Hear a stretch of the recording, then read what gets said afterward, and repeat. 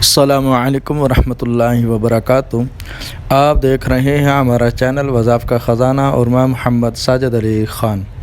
دوستو، امید کرتا ہوں کہ آپ سب خیریت سے ہوں گے اور اللہ تبارک و تعالی ہم سب کی بے حساب بخشش و مغفرت فرمائے اور آنے والی آفات و بلیات سے ہم سب کی حفاظت فرمائے۔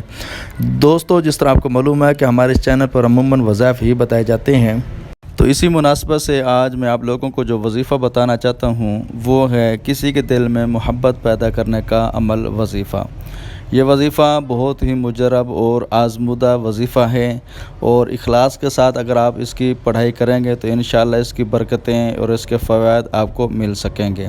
اور یہ وظیفہ لڑکی اور لڑکے دونوں کے لیے ہے، گھر والوں کے لیے ہے، یعنی عورت مرد کے لیے کر سکتا ہے، مرد عورت کے لیے کر سکتا ہے۔ کسی کے دل میں محبت پیدا کرنے کے لیے اگر کوئی ناراض ہے تو اس کو منانے کے لیے اس وظیفے سے آپ کام لے سکتے ہیں۔ اور وہ جو وظیفہ ہے وہ سورۃ آل عمران کی پہلی 3 آیاتیں ہیں۔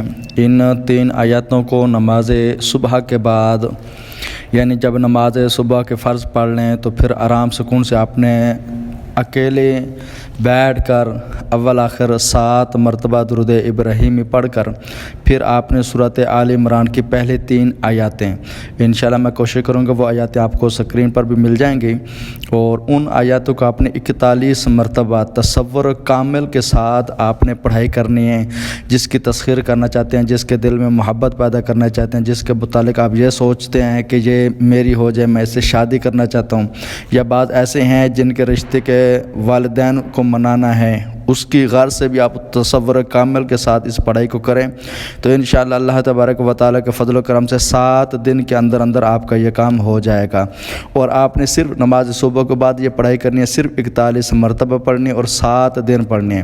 انشاءاللہ جتنا آپ کا تصور کامل ہوگا آپ کو اتنی زیادہ ہی قوی امید کے ساتھ آپ کی منزل مقصود تک پہنچ جائیں گے اور وظیفے میں آپ کو کامیابی مل جائے گی۔ اسی طرح اگر آپ کو ہماری ویڈیو پسند ہے تو لائک اور شیئر ضرور کریں۔ السلام علیکم ورحمۃ اللہ وبرکاتہ۔